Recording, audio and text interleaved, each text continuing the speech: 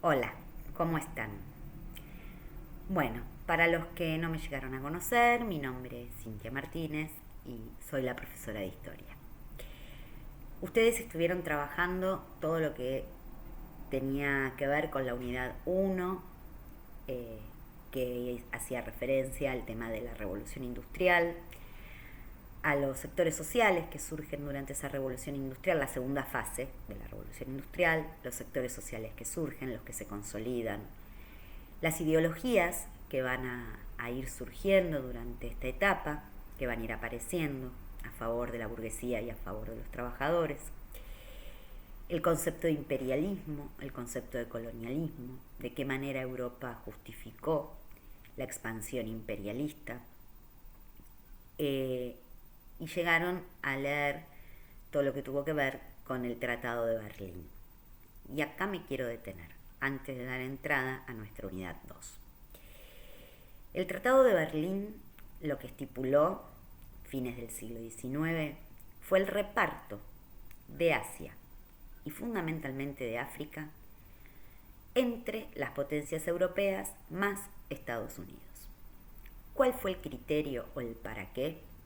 Obtener mercados para conseguir materia prima a bajo costo o gratuita y colocar toda la producción surgida en las fábricas, en cada país de acuerdo a su ritmo. Inglaterra siguió haciendo todo lo que tuvo que ver más que nada con industria liviana, Alemania con industria pesada. Iba a depender de la producción de cada país la colocación de sus manufacturas. En el caso particular de América, no hubo un reparto como pudo ser el de Asia o el de África. En el caso particular de América, la División Internacional del Trabajo se instaló como relaciones comerciales, que de esto tenían que hablar ustedes en el último trabajo. La División Internacional del Trabajo estableció países productores y exportadores de materia prima, productores y exportadores de productos manufacturados, lo que hoy llamaríamos países desarrollados y subdesarrollados. La República Argentina está en el segundo grupo, en el de los subdesarrollados, productores y exportadores de materia prima. La economía de la Argentina desde el momento de la independencia, pero fundamentalmente desde la unificación del Estado Nacional, se asentó en todo lo que tuvo que ver con la producción y exportación de materia prima, poniéndose en la escala de la pirámide social de nuestro país los grandes terratenientes. Esto es, aquellas personas, pocas, que tenían grandes extensiones de tierra. Eran el poder político y poder económico. Estaban directamente asociados ambos. ¿Qué nos vamos a encontrar en el ingreso a nuestra unidad 2? Ustedes a lo largo de su estudio de la escuela secundaria fueron haciendo un recorrido por la historia argentina, los distintos momentos, la Revolución de Mayo, la Declaración de Independencia, la anarquía del año 20, Rosas, Urquiza, hasta llegar al periodo de lo que se denomina las presidencias históricas, Mitre, Sarmiento y Avellaneda. Esos tres presidentes, 6 años cada uno, tal y como lo establecía la Constitución Nacional antes de 1994, tuvieron la tarea de unificar el país. Esto ustedes lo tuvieron que haber visto el año pasado en historia, en tercero. Crearon el cuerpo de leyes, se estableció una política educativa, se hizo un censo, se trató de unificar el país y que, por ejemplo, todas las provincias utilizaran la misma moneda, crear un ejército nacional, unificar, exactamente eso, unificar. Llegados al año 1879, durante la presidencia de Nicolás Avellaneda, terminaba en 1880 Avellaneda, se van a producir algunas situaciones que son las que van a permitir dar ingreso a lo que se denomina la generación del 80, que es nuestro primer tema de la unidad 2. Para el año 1877, un par de años antes, el tema de el ingreso de las poblaciones originarias de la Patagonia sobre lo que era la República Argentina era una complicación para los terratenientes. Les robaban los caballos, les robaban los cultivos. Y ese sector terrateniente pedía todo el tiempo respuestas al poder político, al gobierno, que le solucionaran lo que se denominó el problema del indio. Hoy no estamos de acuerdo con decirles indios, pero yo uso esa expresión porque era la que se utilizaba en ese momento. ¿De qué manera se va a hacer? El primer ministro de guerra que tenía Avellaneda, el presidente Avellaneda, fue Alsina. Alsina lo que propone es hacer una zanja en la línea de Fortines, más o menos a la altura de Bahía Blanca, cuestión de que cuando los pueblos originarios atacaran, se cayeran en la zanja. La zanja no se terminó, la zanja fue un fracaso, la zanja salió un montón de plata y no solucionó el problema que tenían los terratenientes. Muere Alsina y quien asume el Ministerio de Guerra es Roca, el general Julio Argentino Roca. Roca era un militar de carrera. Roca lo que va a plantear es, siempre lo que se hizo fue defenderse del ataque del indio. Lo que hay que hacer es pasar a la ofensiva, esto es, atacar al indio. Roca para eso cuenta con algunos elementos que lo van a ayudar. En primer lugar, la extensión del ferrocarril. En segundo lugar, el telégrafo, lo cual le permite estar comunicado con las distintas columnas. Y en tercer lugar, un arma que ahora está en un museo, que es el Remington, que había comprado Sarmiento, pero que les daba velocidad de tiro, velocidad de disparo. Roca organiza su ejército y va contra los pueblos originarios de la Patagonia. Roca es exitoso en su misión. Eso por un lado. Por otro lado, la ciudad de Buenos Aires, la que hoy nosotros conocemos como la capital federal, un poco más chiquita, había prestado a las autoridades nacionales el ámbito desde el cual gobernar. Seguíamos sin capital. El presidente Avellaneda, por ley, declara la ciudad de Buenos Aires como capital de la nación. Esto lo que va a hacer es poner en oposición a la provincia de Buenos Aires con el Estado Nacional.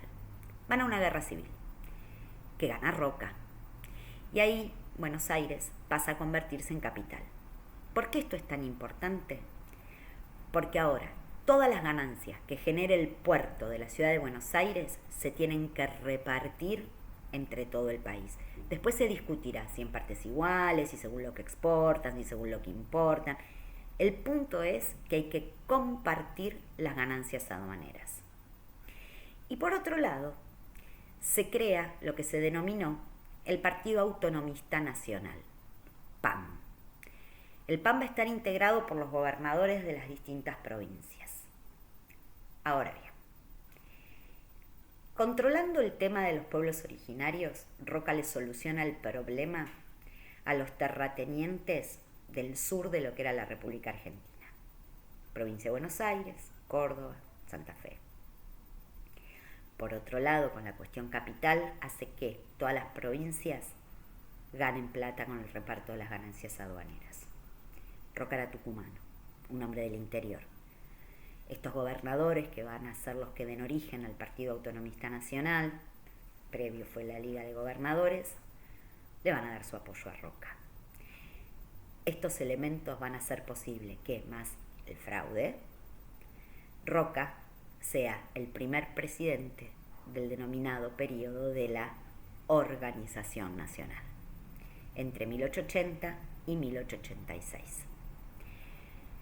Roca va a seguir pegado y va a profundizar el modelo agroexportador, División Internacional del Trabajo, país productor y exportador de materia prima y comprador de productos manufacturados. ¿A quién? A Inglaterra. Por eso América del Sur no entra en el Tratado de Berlín. Se la reparten de otro modo, en función de relaciones comerciales. Digo, los ferrocarriles en nuestro país, los primeros, eran ingleses. ¿Dónde se tendían las líneas férreas? Donde la empresa inglesa consideraba. ¿Dónde era? Donde había producción de materia prima. ¿Sí? El Estado Nacional le daba plenos poderes a las empresas inglesas para que instalaran los ferrocarriles. ¿Dónde terminaban y terminan las líneas de ferrocarril? En Buenos Aires, en el puerto. Eso habla de un modelo de exportación de materia prima, exportador de materia prima. Lo del ferrocarril es una inversión indirecta que hace Inglaterra, no pone plata, viene y pone el tren. En otros casos sí hubo inversiones directas, préstamos a terratenientes, por ejemplo, para que extiendan sus propiedades, para que mejoren los cultivos, para que mejoren los ganados. Por eso decimos que Inglaterra en este periodo hizo inversiones directas e indirectas. El rol que va a tener el Estado en esta etapa entre 1880 y 1916, que es el periodo de la generación del 80, se lo denomina liberal oligárquico o liberal conservador. ¿Qué significa esto?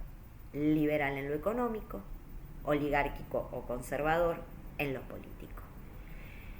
Si ustedes vuelven a revisar la doctrina política, ideológica del liberalismo en la unidad 1 y recuerdan lo que vieron en economía en tercer año acerca del pensamiento económico liberal, van a poder deducir rápidamente por qué decimos liberal. Pero no solo se quedaba en lo liberal en lo económico, también hablaba de algunas libertades individuales. ¿Cuáles? Las relacionadas con la economía. ¿Vieron ese discurso? Acá no trabaja el que no quiere. Bueno, tiene algo que ver con esto de la libertad económica, ¿sí? Los particulares son responsables de su sustento. En tiempos de pandemia vemos que en algún lugar eso puede fallar. Lo podemos charlar si quieren. Y oligárquico conservador en lo político. Esto es, van a seguir gobernando siempre los mismos. ¿Quiénes? Los que garantizan el modelo exportador. Para lograr sostener este modelo de Estado, Roca pone en marcha 4 mecanismos que van a ser sostenidos a lo largo de todo este periodo.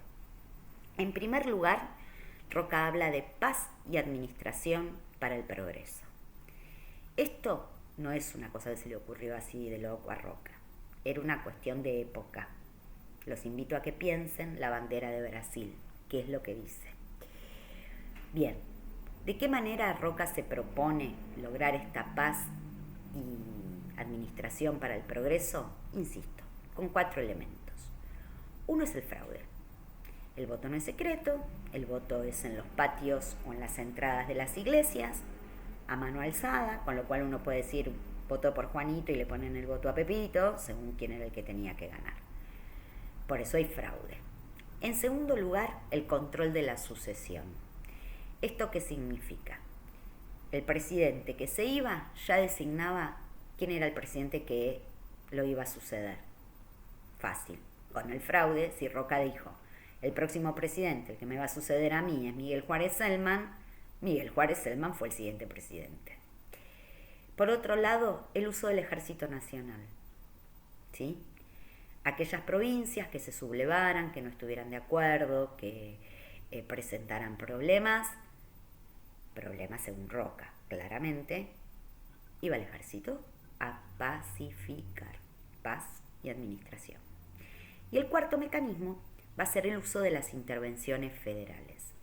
La intervención federal es un recurso que está en la Constitución, es legal.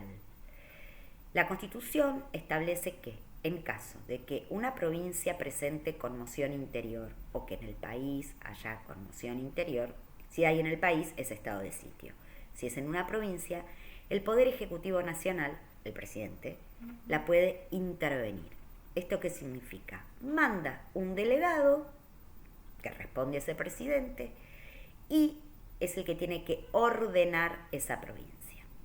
¿Cuál es la pata floja de la Constitución? Que la Constitución no detalla qué es conmoción interior. Entonces, lo que es conmoción interior para mí puede no ser conmoción interior para vos, para vos, para vos y para vos. ¿Se entiende? Entonces, cualquier provincia opositora al gobierno nacional se la podía declarar como provincia que estaba en conmoción, a lo cual Roca manda a sus delegados para pacificarla. Les propongo leer del cuadernillo las páginas 7 y 8 y charlamos. Hasta la próxima.